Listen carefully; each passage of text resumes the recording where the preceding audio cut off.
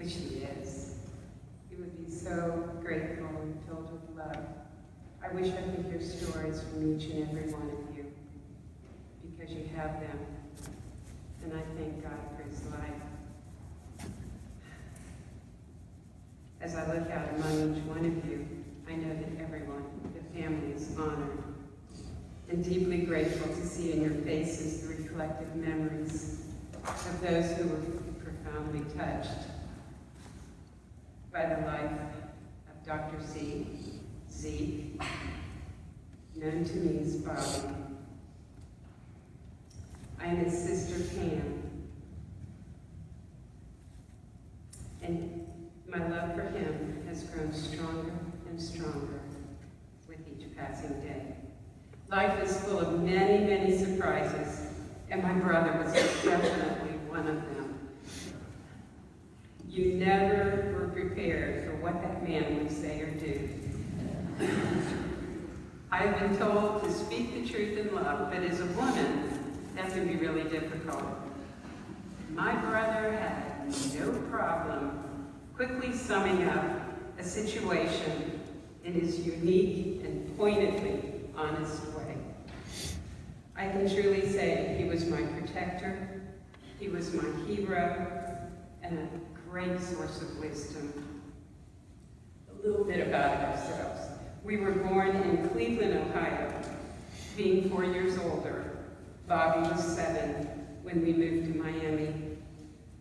Our parents worked long hours in a restaurant, and we were right there helping the business to survive in downtown Miami. There are many, many stories I could tell. And then a few years went by, and our parents divorced. And our mom went to work as a secretary, and we got to see our dad every Sunday. I feel like we raised ourselves, but that was okay because we didn't know any other way. But Bobby had a choice. He threw himself into his studies with a quest for learning and excelling like no one I've ever known. God gave him a brilliant mind, a photographic memory, and he used it to the fullest, with a love for sports, gymnastics, and just about anything that had to do with sports. We always had friends at our house, always. There was someone spending the night, just like some of you all did with Bob's son. We played ping pong, tetherball, you know what that is, baseball, football. He also loved to work out in the gym bar in our yard. Bob went to the University of Florida and then to Vietnam in 1966, approximately. I remember listening to the news each night and praying that I would never hear of a casualty in Phu Binh where he was stationed. He came home and held deep within himself a collage of dark experiences and trauma wedged within his soul. Emerging with a Bronze Star, we'll never know the surgeries where he assisted in the bravery of being in the 101st Airborne. He applied for med school at the University of Florida and waited a year to be accepted. Finally, he went to Gainesville and took classes until they did accept him. A doctor he was going to be, and he held on to that goal strongly with a determined will. It was after admittance to med school that by God's grace, he came to a personal faith in Jesus Christ that grew the rest of his life. That's where my inner peace lies. I know that he is at home in heaven. When Bob made friendships, they were lasting. His roommate, Lee from med school, is here today to love and honor him. Whenever he made a friend, and they were a true friend, they stayed his friends, and you will always be his friends. From there, he went to his treasured city of Mobile, Alabama, where he met the love of his life, Catherine. Oh, the unforgettable experiences to follow, as you will hear from his amazing children, whom I love with all of my heart. I love you, dear brother, and will continue to grow from your influences on my life. What greater joy could my husband and I have than to hear his last words to both of us at different times. I love you, and we know that the greatest of these is love. The Paul letter to the Galatians, he tells us that the fruit of the Spirit is love, joy, peace, patience, kindness, goodness, faithfulness, gentleness, and self-control. I've never known anybody that embodied the fruits of the Spirit like Bob Zarzour. He displayed love every day, as so beautifully communicated by Pam, with his family and all that who knew him. Whenever you went into his house, it was always love. Doors were always open for anybody that wanted to come by. And usually when I was there was always a group of one of the kids' friends coming by, and always people in the house. So there's just always a lot of love. But he brought joy to our family from the very first moment that we met him. Catherine and Bob met on a blind date, set up by Monk Skipper, who I think many of you here know. When Bob showed up at the door, my mother answered the door, and Bob said, "Hi, I'm Bob Zarzour. You must be Catherine."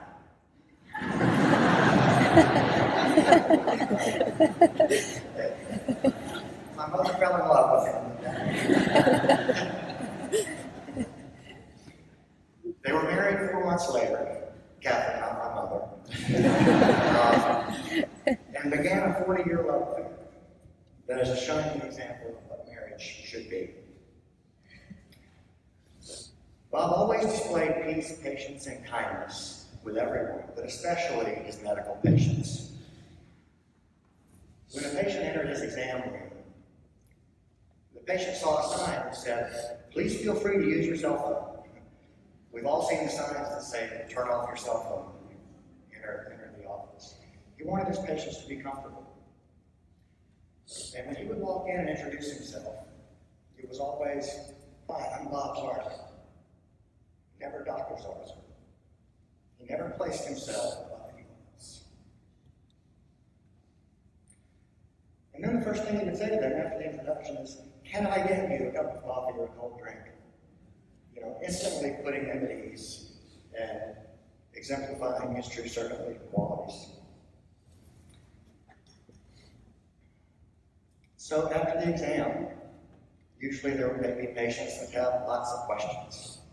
And doctors are on a schedule, they fill their appointment book, every so many minutes. But you never were rushed out of Bob's office. He would stay and talk to you as long as you wanted to talk, until you were satisfied that you understood whatever your condition was. Goodness. Bob exemplified goodness to everyone he knew. Whenever he would come to my house, once he got through saying hello to everyone in the house, he'd go outside and say hello to the dogs. My dogs were always very happy to see him.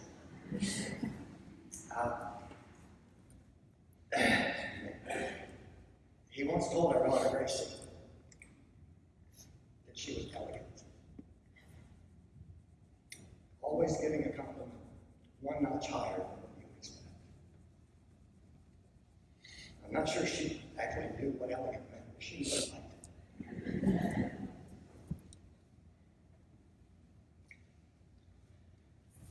He also told her that she could do whatever she wanted to be, instantly increasing her confidence and self-esteem. Finally, Bob exhibited faithfulness, gentleness, and self-control in his relationships with God and his family. He showed no fear at the end of his life, knowing that he would soon be with God again and other loved ones went before. But he fought his disease beyond what most people thought was possible. Not for himself, but for his family. he would not let go until he knew that they were at peace. And I'm so thankful that he got to make that decision on his own. We celebrate Bob's life today. He left us too soon. But he packed more life into those 71 years than anyone could. And we're all better for knowing it.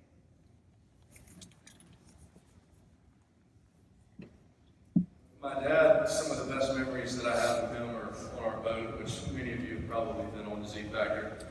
We had some great times on that boat, but my dad also loved telling a good joke. When you put the two of those together, it's just really scary. We were out on the boat one time and he was driving, which, as many of you know, was not allowed after a certain period of time. And this is probably why. We were riding the boat and he goes, "Ryan, ever tell you about the guy who walked into the Harley dealership?" It's like, "Oh, no, Dad. Where are we going with this?" It's like, "Well, this guy walks into a Harley dealership and he wants to buy a Harley." And walks up to the best one in there and says, "Sir, I'd like to buy this Harley from you." And the guy goes, "You don't look bad enough. I sell Harleys to tough guys, and you just don't look like a tough guy to me."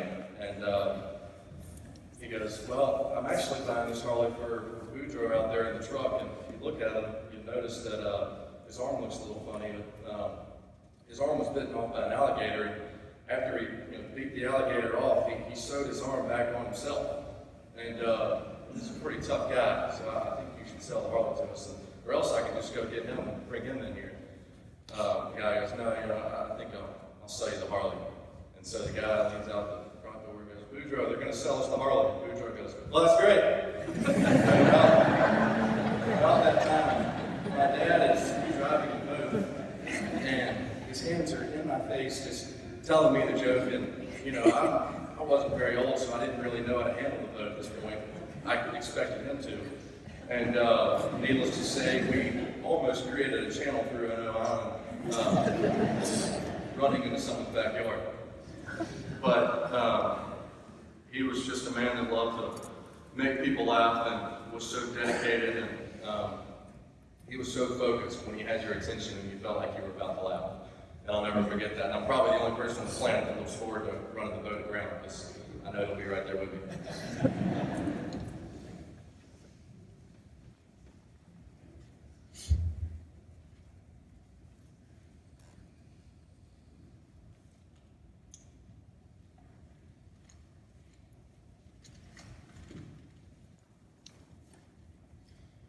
My name is Thomas Gaines Zarzour, aka number 4.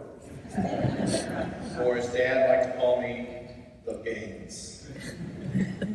I thought I'd start with the opening lyrics to one of Dad's favorite Johnny Cash songs, because it suits him so well, and he just gets a kick out of it.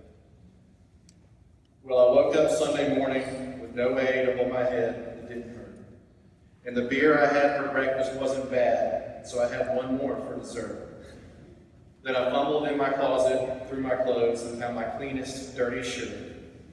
Then I washed my face and combed my hair and stumbled down the stairs to meet the day. I feel like that verse is so fitting because it's probably what just about every morning would have been like for my dad had he not met my mom. My mom tried for 40 years to clean my dad up around the edges, but I think she'd be the first to admit she didn't make a whole lot of progress. Whether it was riding his Harley, routinely eating out of the garbage, or yelling at his imaginary friend Sylvia, Dad had a lot of unique quirks that made him who he was.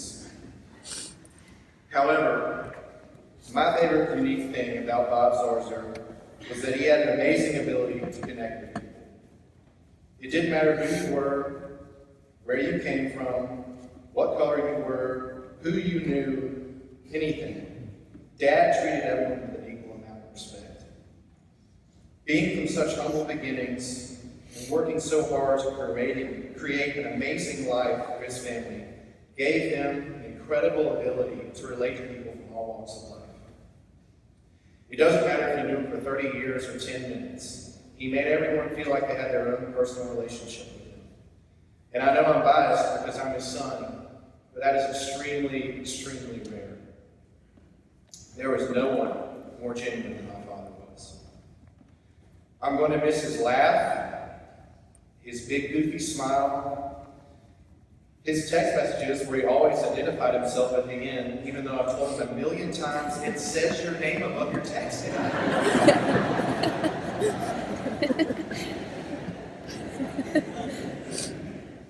I'll miss our weekends at our hunting club, G's Bend. He always laughed at me for using all of my different scent killers and 30 different kinds of camouflage. And he insisted if you would just wear a red flannel shirt and smoke a cigar the whole time, it would greatly increase your odds for success. I'll miss watching the Braves with him and being consistently disappointed. And I'll miss his over-the-top, handwritten instructions for any time I tried to do anything. But most of all, I just miss my buddy. I wrote my father a letter on his 70th birthday, and I told him that when I finished college, I didn't have to wonder what it was like to be a man, because he had already shown me. He set the standard. There won't be a day that goes by that I don't miss my dad. But I know I'm going to be okay, because he prepared me for anything that I'll have to handle. I love you, Dad, and I'll take you with me everywhere I go.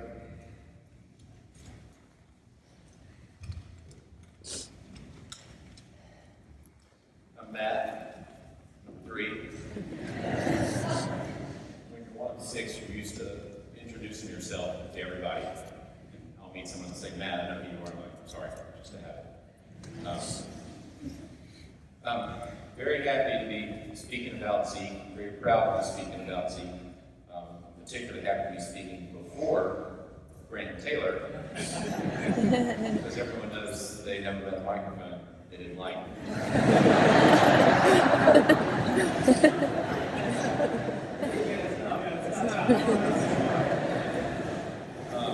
I will be brief because I know they won't. I wanted to share a couple of stories about Zeke. What's funny, the circumstances that got him over here. Pam mentioned that he went to Florida for medical school, and it was time to figure out where to go do his fellowship, residency. Where to go to his residency, and they're going through some options, and nothing's really standing out. And one of the doctors finally says, there's this program in South Alabama in Mobile. I don't know anything about it, other than that they give the residents free food.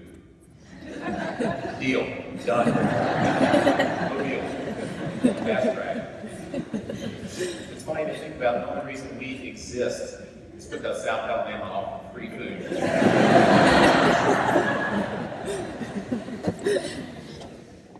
Another favorite thing about my dad was just hearing great stories about the first time he would meet somebody. Sometimes they were good, sometimes bad, sometimes interesting. A buddy of mine who's here, Taylor Atchison, we were at my parents' house. He had never met him before several years ago. We were training for a triathlon. We went over there to swim some laps, and we got done. Taylor's never met anybody. He's trying to kind of get the lay of the land, get a feel for the fam, and meets my mom and everything, and everybody else. And my mom says, Taylor, have you met Dr. Bob? And he said, I haven't, but I think I saw him eating out of the trash can a second ago.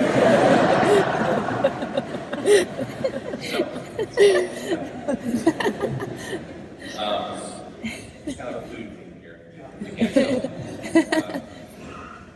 My dad had a lot of patients that were in law enforcement, and they wanted to get him in this gun club, shooting range in Mobile somewhere, and impossible to get into. I mean, very hard.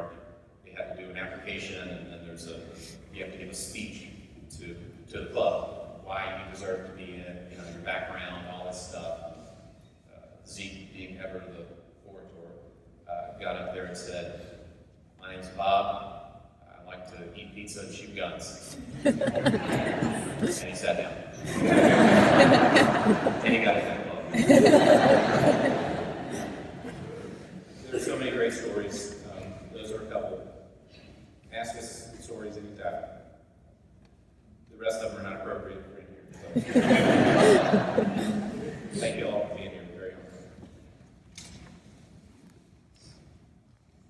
He really would be so humbled by everybody here. He would have thought we could have done this in the chapel and had 20 minutes of visitation before. He would say, son, these people need to work, and they don't need to come worry about me. The overflowing amount of love is really felt and very special. He was so amazed when anybody would send a note or a card or a message through someone that they took the time out of their day to acknowledge something about how kind he was and how great of a man. And he always operated on the premise that you get back what you put in. And he did that with everyone he ever met. He hired people on gut feelings, not resumes. He didn't care what your qualifications were. He treated everyone like family. He taught us to help people, even if we didn't want to. He did the impossible and brought 4 different orthopedic practices, none of whom loved each other a whole lot. When he brought them all together to make Alabama Orthopedic Clinic, and he did it with firm handshakes and looks in the eye, not paperless. And he was the only one who could have done it. It was mentioned his medical career started in Saigon. He took the MCAT, medical entrance exam in Saigon, in a hotel. The only MCAT ever administered. You can only take it once a year. He was studying in Vietnam for the test. So a proctor came over and gave the test. He takes the test. And then he was a first lieutenant, had his troops with him, and they all celebrated it. He finished the test, and the proctor leaves. The hotel was attacked. An hour after they had started, a big celebration. A whiskey front came through, he said. They were attacked, and he runs into the Jeep. And he's got one hand on the steering wheel and one hand on the gas, flooring it out of there. Somehow made it out alive, passed the test. He got back to Gainesville, as mentioned, got into medical school. And if he really got into medical school, not through the application, he went to the admissions office and said, I'm ready to start school. And they said, that's not how this works. And he said, that's fine, I'll stay here until you let me in. And he did. And so he started working in the sleep lab and doing my sleep tests. And he would go to the admissions office every day and he befriended the secretaries. They heard his story. They had got into medical school. And after he started practicing, people would fight for the opportunity to get to work in his operating room because of how much fun there was to be had, how much of a great man he was. And they worked with his 2 imaginary friends, Sylvia and Raul. And one day there's a new scrub tech, her first day, and she's the one handing the instruments to my dad. My dad drops an instrument. This woman's name, I think, is Susan, something with an S. Susan's all nervous. My dad grabs an instrument. He drops it on the floor accidentally. And he says, Sylvia, you jerk. Scrub tech thinks he doesn't know her name and is calling her. And he used a different word than jerk. So Susan is now crying under her mask that her first day, the surgeon is now screaming at her. After the case, my dad is oblivious to this. Goes on the next case, the rest of the nurses console Susan and say, he was actually talking to his imaginary friend. And she's like, yeah, the grown man orthopedic surgeon has imaginary friends. He talked to Sylvia a lot. After an amazing meal or a bite of some great food, he would say, Sylvia. And one day the day after Thanksgiving, okay, 4 food stories, but the day after Thanksgiving, he went in the refrigerator and he got each platter out. Turkey, dressing, everything, like 10 different platters. And he built this pyramid of food on his plate. It took him 45 minutes. We're all watching this. I mean, this was the sight. He put it in the microwave for like an hour and a half. I'm serious, he always over microwaved everything. When it come out, it was still inflamed. He takes the plate out. Well, the paper plate, because he always used paper plates, had disintegrated. Okay? All of the food went onto the floor. He looked down at the food, he looked up at us, and he went upstairs and went to bed. He said, we'll try again tomorrow. During my residency in South Alabama, I've been so lucky to follow his lead in so many things, and he's guided me every single day of my life. And we've all had our hero as our dad. But every single day, each patient who could see my name tag and see what that name was with the multiple Z's, they go, wait, is your dad Dr. Z? And I would say yes, and after that, always there was a story. And countless people told us about how he offered to go get me coffee or tea. No, he said, hi, I'm Bob. One patient told me a story. I was nervous, and I'm in your dad's office. It's 8:30 in the morning. Your dad walks in the door, puts out his right hand to shake my hand and says, hi, I'm Bob. Can I get you a Bud Light? The patient, I said, yes. No, I don't know. He would have gotten that Bud Light. He really would. And, he didn't love a lot of public gatherings. He would already be in the car with the air conditioner running, waiting for my mother to finish talking. If he were here, he would be so humble, but also any other public gathering, he just didn't love it. And so weddings and everything. And so there was one wedding where he was going to, I think my mom was out of town, and his PA, Melanie, said, we're going to the wedding. Yes, we're going to the wedding. So they're in the car. It was a little ways away.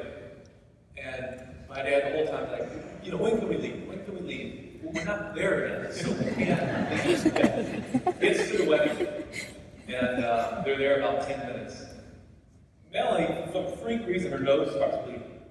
My dad goes, yes! This is it! We can't stay here. We have to get you home to safety. And Melanie goes, no, it's going to stop bleeding. He said, if it stops bleeding, I'm going to punch you in the face.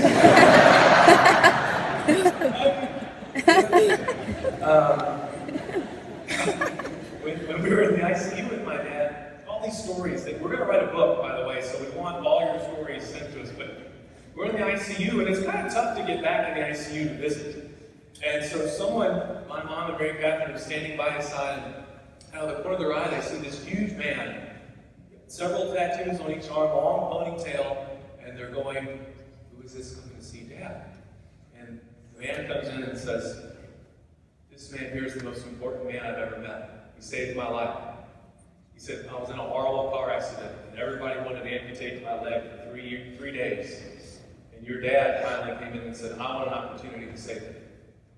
And he showed his legs. At 14 surgeries later, I've got a leg because of this man. During the hospital stay, which was extensive, somehow this man befriended a nurse, got engaged to a nurse, got married to the nurse. In the hospital, Bob Zarzour was his best man.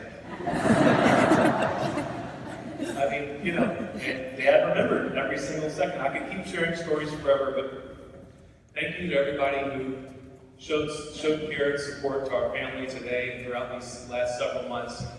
There were several doctors who just went way above and beyond in his care, who just kind of went above and beyond the call of duty. Hayden Long, Ken Ellingwood, Gary Phillips, and Desi Pearsall. They were tireless in taking care of my dad. It was truly amazing, and please know that every effort you made to keep him with us was so appreciated, and we enjoyed it so much. A lot of people have asked what they can do to help. Over the next few weeks, we're going to be surrounded by a lot of wonderful people with love. But the most thing he would want is for you to reach out to my mom. Not in the next few weeks, but in months, when he gets quiet. Please check on her. You'll be so appreciative. Lastly, I would say, honor him by living the rest of your lives with the knowledge that you get back what you put into people. So, I'm number one. You hear that, Grant? I'm in broadcasting, and my job requires me to be objective, at least except for today. I've got my dad's Florida Gator tie on, so go Gators. his faith was something that I admired more than anything else. Yet, here in the church, I don't know that you would know that. One time, my wife Betsy and I went to church with him in the chapel. He loved the chapel. We went up to communion, and I don't know if you remember this, John, but this is a few years back, and we're at communion, and all of a sudden, as you've heard today, he loves cell phones. His cell phone starts going off at communion. John is trying to give him the bread of life, and his cell phone goes off. And he looks at me and he said, "Who's a jerk that has the cell phone going on?" And I said, "You are the jerk." And Betsy is mortified, and he turns the volume down. He doesn't put it on vibrate or silent, he turns the volume down. Never ever met a stranger and never met an uncomfortable situation. One time I called him many years ago, before there was caller ID, and I said, "Hey Dad, it's your favorite son?" And there was a long pause. And he said, "Gaines?" And I said, "Gaines?" And he said, "Ryan." I was like, "This is ridiculous." He said, "Okay, Matt." I said, "Dad, you've got to be kidding me." He said, "Taylor, you're the only person with a cell phone. I know who this is." And I said, "But you've never said Grant's name."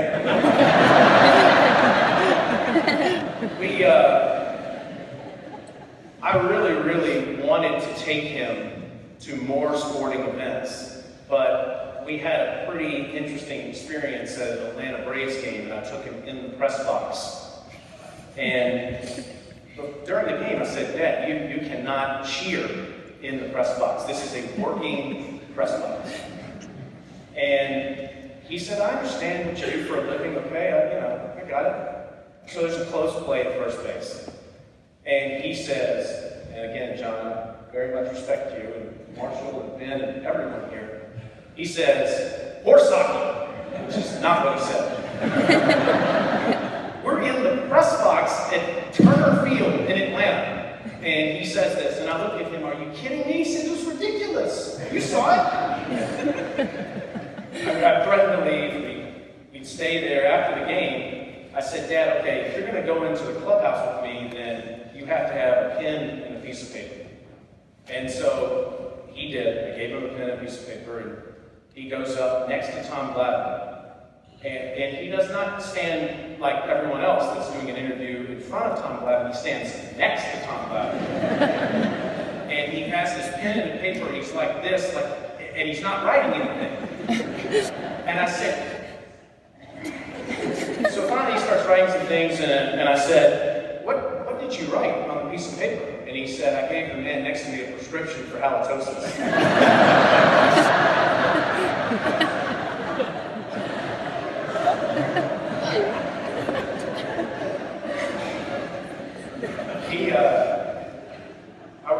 I've never thought that I would be up here promoting my Twitter page, but I do have a lot of serious things to say about him, and I put them there, and there's no way I can say them here without getting through them. I will tell you one story that I did not share there, and that is at a really young age, I had a hard time with the tragedy that we had in our family, losing a sister, and I found myself sleeping on my parents' little couch in front of their bed quite often. And one day I apologized for that to my dad, and he said, "I don't want you to ever live in fear." He said, "If it were up to me, I would put a mailbox right next to this couch. But I want you to be anything that you want to be." And he was such a light to each and every one of us in this room. And such a constant reminder, I think, to each and every one of us in this room that, like Dr. King said, darkness will not drive out darkness. Only light can do that. And he did that. He embodied that every single day. You know, that movie, As Good as It Gets, when Jack Nicholson says to Helen Hunt, "You make me want to be a better man." I have a mother that made him the man that he became.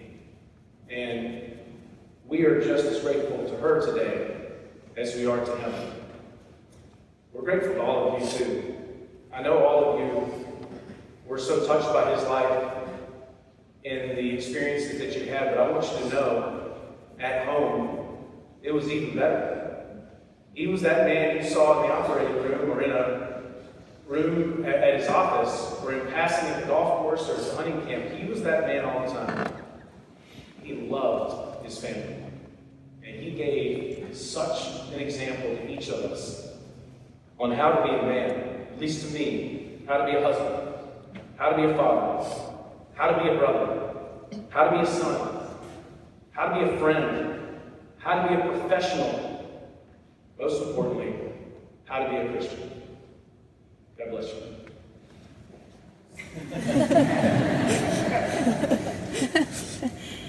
I'm very proud to my dad. I was married. I think everyone in this room knows I'm number 6. I was lucky enough to come home over a month ago on August 1st to be with my dad. We got to spend 9 amazing days with him home before he had to be admitted to the hospital again. I then remained by his side every single day for his last 4.5 weeks of life. When experiences like my dad's illness happen, I find myself asking why. Why him? Why now? I don't expect an answer, but that doesn't keep me from asking. One day during these last couple of months, I wrote a quote that said, "God does not give us overcoming life. He gives us life as we overcome." It's true. It's going to take a while, but it's true. Toward the end, when things were more difficult, I found myself no longer hoping for healing or a miracle cure, but that isn't to say that I stopped being hopeful. Having faith that my dad would be healed was only one area where I could prove my faith. I had faith that there was something better ahead for him. I had hope that he would be at peace soon. I believe that the future holds good things. Asking God to heal my dad is one of the most common prayers I have prayed over the past year, and I finally got what I wanted. He did not lose his battle. My dad beat cancer because cancer cannot follow him where he is now. He loved my mom with all of his heart. I cannot even begin to describe the impact their marriage has had on my life. I learned what true love is all about. I learned how to treat your partner, how to love one another and care for each other, and how to never waver from your commitment to one another. I know that when I meet the man I'm going to marry, my dad will be with me. I can only hope he'll be half the man my dad was. From the bottom of our hearts, thank you to each and every one of you for being here. It brings me so much joy to know how many lives our dad touched.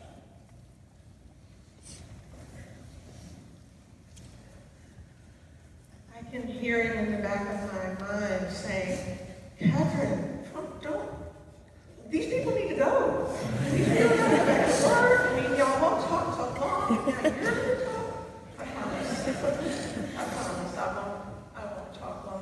The thing I need to tell you most of all is I need to speak for him and say that he is so blown away by all of your kindness. He is such a humble person, and he truly would just, he's so appreciative. We're so appreciative of all of your support and your prayers and your love. Y'all have held us up. I know that you will continue to. And I don't want, at the risk of this going on forever and ever, because we've got a lot more, I'm just going to tell one little story that my children asked me to tell. It's just one of their favorites. I can't say a bunch of wonderful things about it because I'm not going to get upset right now, but I'm going to tell you one funny story about our blind date, the first night that we met. And we went, after he made my mom fall in love with him, and very quickly made me fall in love with him. We went out to dinner. We had a wonderful time. Everything he said was funny. I mean, I was even funny. There was just a great,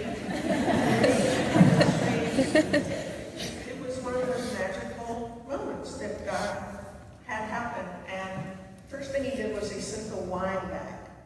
I mean, he smelled it, but I'm sorry, it smelled good.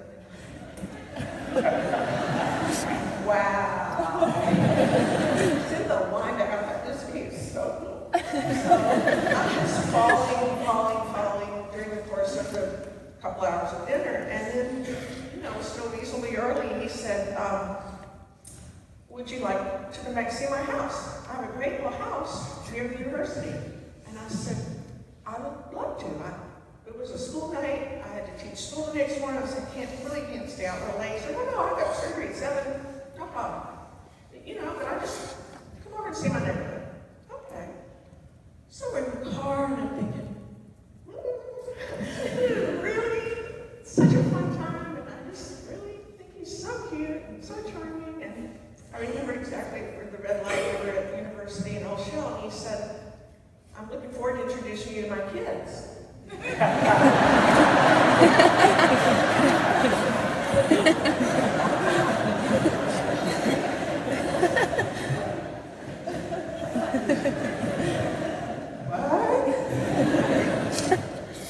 You have kids? Yes.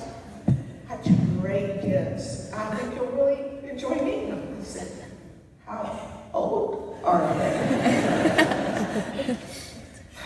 Kind of like moving farther away, maybe up near the door, thinking, oh man, it's going so well.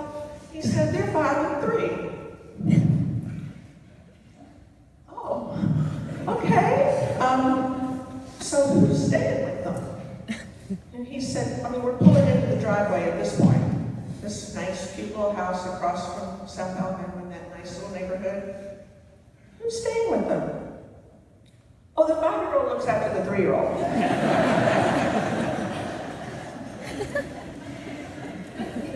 Now I'm thinking, do I need to just run from this person?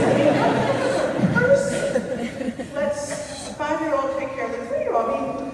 What? How could I be so, fall so hard, so fast in the space of a couple of hours? And this is a really weirdo guy. We get to the door, he opens the door, it's not locked. I said, you don't lock the door? He said, no, they're fine, they're tough kids. 2 German shepherds run up and jump on me. Welcome to my home, these are my kids.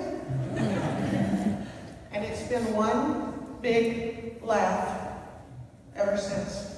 So at the risk of taking up so much of y'all's time, I truly am stating you feeling guilty because he's saying, come on, let these people go.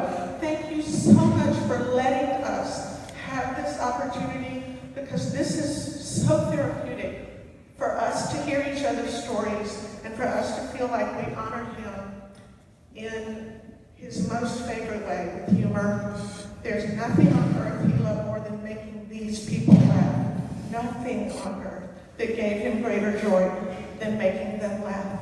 So for us to share that